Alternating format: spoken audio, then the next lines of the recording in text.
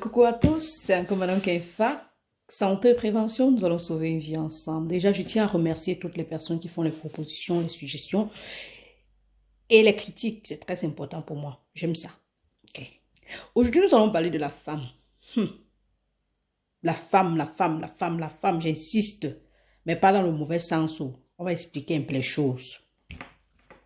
Nous allons donc parler des règles douloureuses, des causes. Et comment est-ce qu'on fait pour avoir ces règles?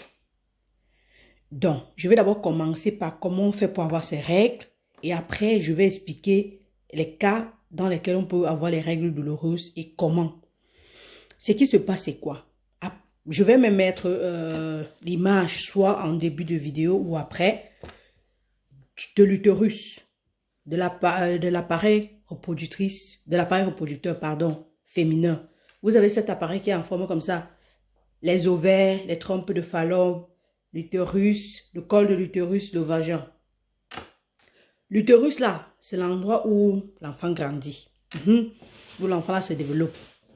Dans l'utérus, il y a une paroi, celle qui est faite pour accueillir l'enfant. On l'appelle l'endomètre. Ce qui se passe en réalité chaque mois, c'est quoi? C'est que lorsqu'on arrive à la période féconde, le 14e jour, dans les cycles normaux, l'endomètre s'accroît, se développe parce qu'il y a la sécrétion des hormones comme l'œstrogène par exemple. Et quand l'endomètre s'accroît, c'est pour attendre la venue d'un bébé, donc une fécondation. Donc si vous bindaillez là bien, l'enfant va grandir dedans. Mais si vous ne le faites pas, ce qui arrive, c'est simple. C'est que cet endomètre, à la fin, va se dégrader et sortir sous forme de sang. C'est ça qu'on appelle les règles.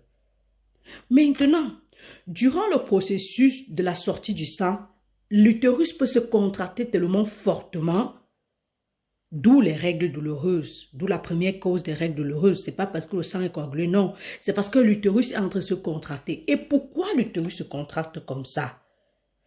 Simplement parce qu'il y a moins d'œstrogène sécrété. Et par ailleurs, il y a la prostaglandine qui entre en jeu, qui est une hormone qui favorise l'inflammation. Et je profite directement pour vous dire pourquoi quand vous prenez l'ibuprofène durant cette période de règles douloureuses, la douleur passe. Parce que la prostaglandine qui est faite pour l'inflammation, quand vous prenez un anti-inflammatoire non stéroïdien comme l'ibuprofène, ça contraste son effet. Donc, l'effet de la prostaglandine est nul. C'est pour ça que vous voyez que durant vos règles douloureuses, si vous prenez l'ibuprofène, ça passe. Parce que l'effet est contracté. C'est justement dans le cas des règles douloureuses, c'est parce qu'il n'y a pas assez d'œstrogène. J'insiste sur cette partie-là et j'insiste sur l'effet de la prostaglandine et de l'ibuprofène. Voilà donc les actions. Donc, lorsque vous êtes en train de saigner, si tu as donc cet utérus-là qui est en train de se contracter fortement, c'est simple. Tu vas avoir les douleurs. Alors, tu peux peut-être pallier en ayant une alimentation, c'est vrai.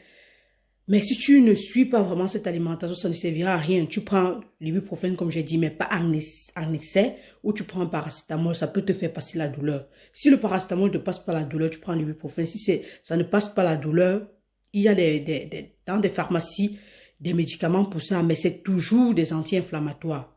Vous allez dans une pharmacie où vous faites conseiller par votre médecin. Maintenant, vous pouvez avoir ces règles douloureuses dans les cas des maladies gynécologiques, comme par exemple le syndrome des ovaires polykystiques, dont j'en ai déjà parlé. Mais encore dans le cas d'une maladie dont on n'en parle pas trop et qui existe, l'endométriose. L'endométriose, c'est quoi?